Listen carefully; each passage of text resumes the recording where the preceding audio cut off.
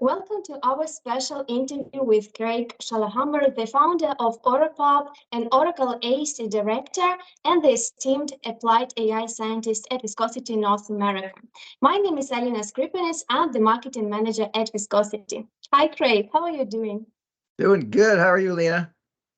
I'm good too, thanks. Today Awesome. we'll talk about a groundbreaking creation, the OraPub AI Oracle Performance Q&A bot.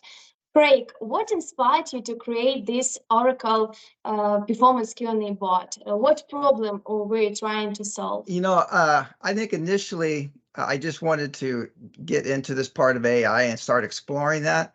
And so that was some of the initial motivation. And I knew I had a bunch of content, but when you actually talk about people using it for real, which they are, then there was really no, I'll say, completely like reliable source of Oracle performance and internals like out there. It's spread all over the place. It's not put together. Viscosity, slash OraPub, there is a ton of content out there, a whole lot of it performance related.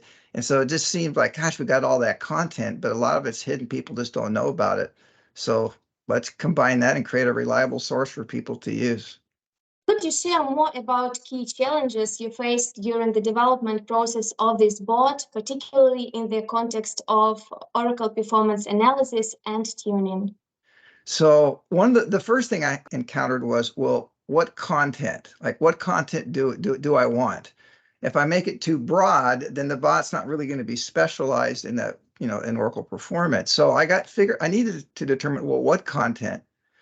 Then I need to determine, well, where to get it. The other was, if people are going to use it, it has to be easy for them to use and really straightforward. Otherwise, I'm not going to use it either. So the second thing is I got to figure out how to make it actually usable for people. I was really concerned initially about the cost, especially when I did the math with all the OraPub members out there we have. I'm like, wow, this could be a showstopper. But it turned out it worked out pretty good, just kind of the way that we're doing it. There were a lot of moving parts, and you might ask me about that later, but I had to put all these like parts together and then actually deploy it so it's available, because there's an expectation when people go there that it's actually going to be working. So there are a lot of challenges, but I was able to hit all of those. The cost of AI technologies and computing power can be a significant factor for end users considering the adoption of OraPub Performance Q&A bot. How do you envision the future of this bot? Are there any upcoming features or enhancements that users can look forward to? What I would really like is for it to be like more conversational. Kind of the way it works now, when you ask a question and then you ask another question, the bot has no knowledge of what you asked before. So I would like it to, just like having a conversation with the person.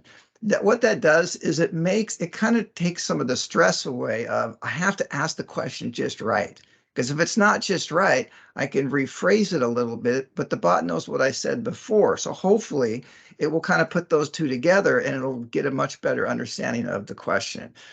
There's some technical challenges and I think some cost challenges with that approach also, but I would like to make it more conversational. I want it to be more like an expert DBA friend, colleague, counselor. That's what I would really like it to be. And how you plan to continually improve and update this bot to adapt? Well, technology progresses, so the bot needs to learn about new content. And there's a lot of different ways we can actually do that. The other thing is that from a usage perspective, it's, as we'll talk about, I think more, is that you need to ask the right question, right? There's a lot, you got to think about that.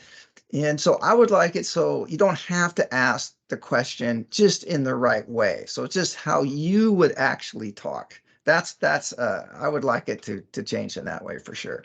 It's evident that you are aware of the importance of addressing concerns and evolving with the needs of users. What kind of feedback have you already received from users, and how has this feedback influenced its development and future roadmap? Yeah, that's super good question because, well, what I do, I actually put this on the interface or the web page, I say, hey, everything you type in is logged. I see it all. And I said, that's not to be creepy. That's just so we can learn, what's actually going on. So I've actually looked at every single question that people have asked. And really just as important is what is the response? What is the answer to that question? And so I can tell the level of engagement, how people are asking questions. And sometimes it's like, oh, they could ask that better. Ooh, a lot of typos, there's things like that. The biggest thing that I've noticed is that how you ask the question makes a huge difference on the response you're going to get from the bot. Your tips to help users to ask effective questions and to receive the most accurate and relevant responses from this Q&A bot. One thing for sure is that you want to be specific. If you just want to learn about something, you can say, I just want to learn about an Oracle mutex or cache buffer change. If you're general, then you're going to get a general answer, or the bot could take it that, oh, this is what you really mean, and it goes off in a direction that you really don't care so much about. So that's actually really, really important. The other is that you need to give it context, and I call that the situation. See, there's really, we'll talk a little bit more about this, I think, that there's kind of two entries. And one of those in the bot is, well, like, what are you facing right now? What is your situation? And the more specific, and what I mean by like percentage of database time, the top wait event, some real specific stuff, you're going to get a way, way better response if you actually do that. I mean, it's shocking how good it can actually be. It's weird. Just ask one main question. Sometimes you can get away with two, but if you try three, I don't know if the bot's going to remember all those three questions. And the final thing I noticed by actually looking at what people are doing is that I found it's better if you're going to use an acronym like ASH. ASH is classic here.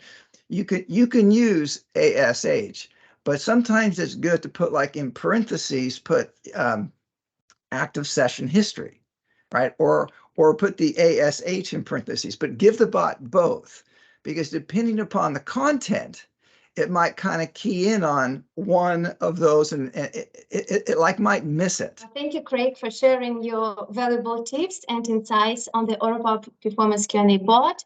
For our viewers, OraPub, powered by Viscosity, is a training hub specifically designed for Oracle professionals, offering valuable resources, solutions, consulting, and a supportive community. They are dedicated to helping tech people enhance their skills, optimize Oracle performance, and solve complex database challenges. Viscosity is a leading consulting and managed services firm specializing in Oracle and cloud technologies, Oracle RAC, Exadata, Apex, Oracle on VMware. To get started with using OraPub AI Oracle Performance Q&A bot, simply visit orapub.com website and sign up for the membership option that suits your needs. With a paid package, of course, you receive more possibilities. If you have any questions, don't hesitate to reach out to Craig. Thanks again, Craig, and stay tuned and see you next time. Yeah, my pleasure.